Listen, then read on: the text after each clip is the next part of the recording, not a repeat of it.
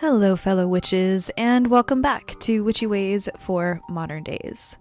I hope that you are at home for this episode, and if you happen to be out and about, I hope that you either think or listen to parts of this episode later on when you do arrive back home, because this is a very interesting home-based requested episode. So I want you to take a moment to notice where you are in your house. I want you to look at the room you're sitting in, look at the walls around you, feel the floor beneath your feet, and notice how familiar it all feels, how little you usually question the space that holds you while you sleep, while you breathe, while you live. We move through our homes every day without thinking about them as anything more than shelter, really. But what if they are more than that?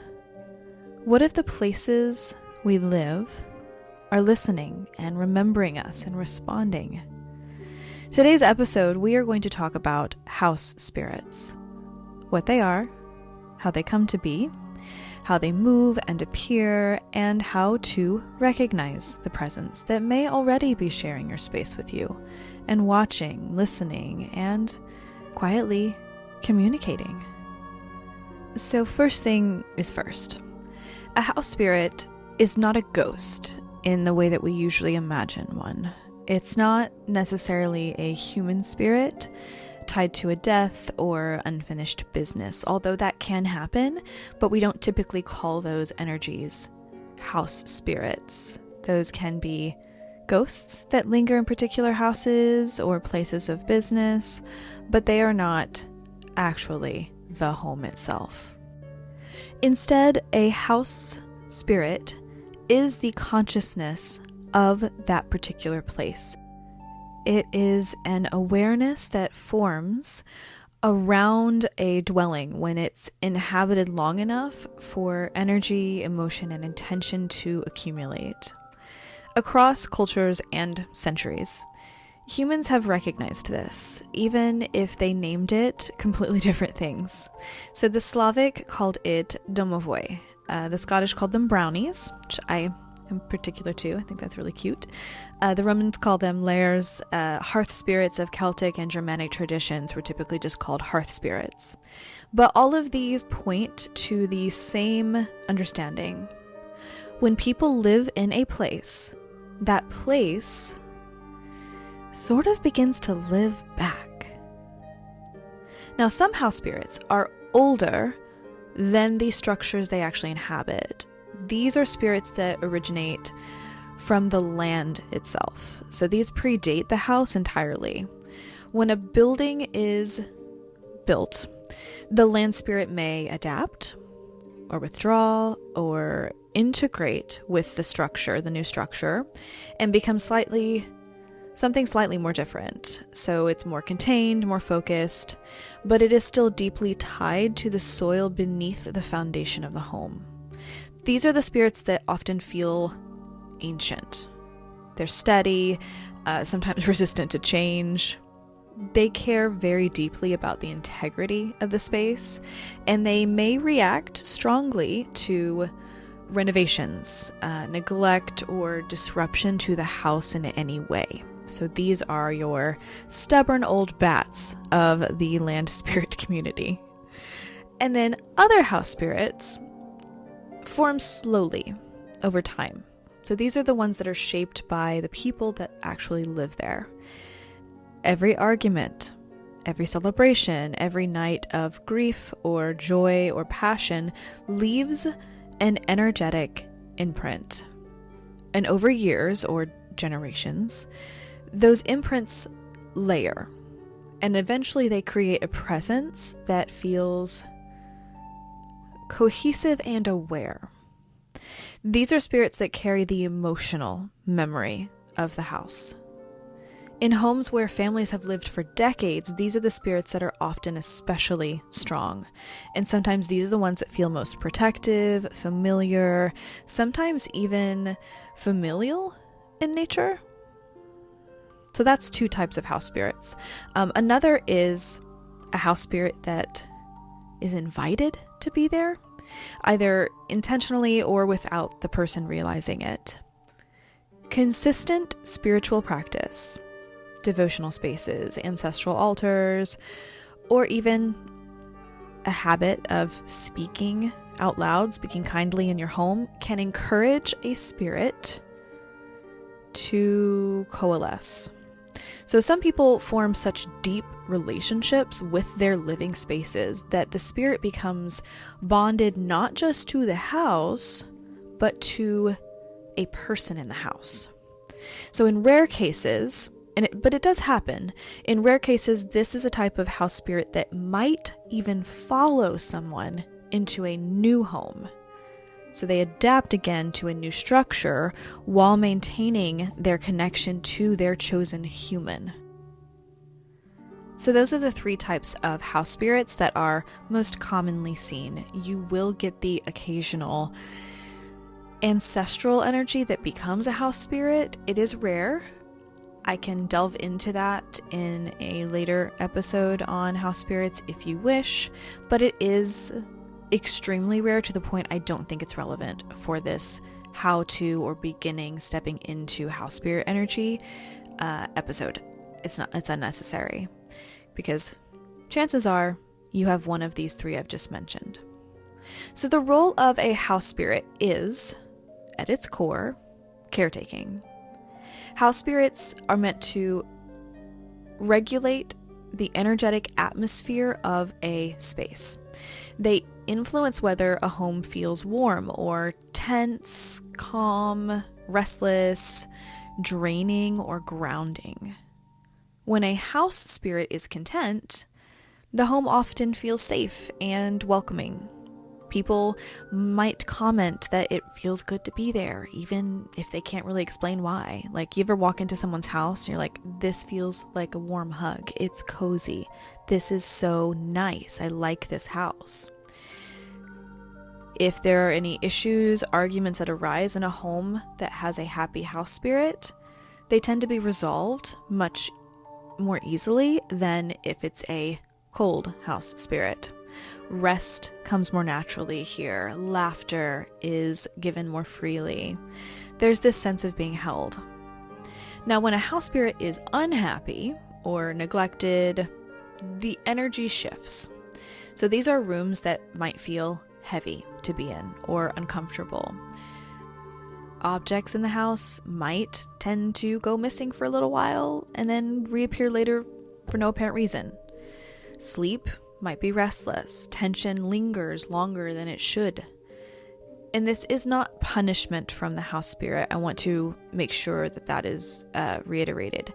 It's not punishment, and it's not anger necessarily. It is a communication to you. House spirits respond to how they are treated, just as any person in a relationship does. Now, most house spirits don't appear visually, and many of them prefer not to be seen at all, period. And when people do perceive them, it's usually through subtle impressions rather than very clear, formed appearances. So shadow movement at the edge of your vision, the feeling of being with someone, the sense that a space is aware of you, these are more common experiences with this. In dreams or moments of very deep intuition, a house spirit may take on symbolic shapes. They could take on shapes of small figures, guardian figures, or animals associated with protection or guidance. They could start to look like, if they look like humans, they tend to look like wiser, older, more mature humans.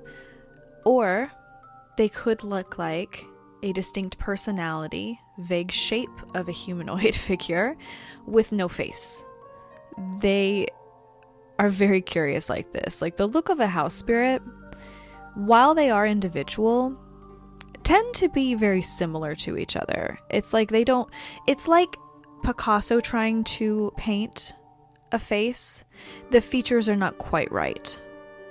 So their language is feeling much more than image. They don't quite understand image in the same way, which is actually really cute, in my opinion. I think that's really, really cute because they exist in energy. They don't really perceive our physical, material world well. So interacting with the house spirit does not require elaborate ritual. Let's get that out here now. The foundation of interaction with them is respect.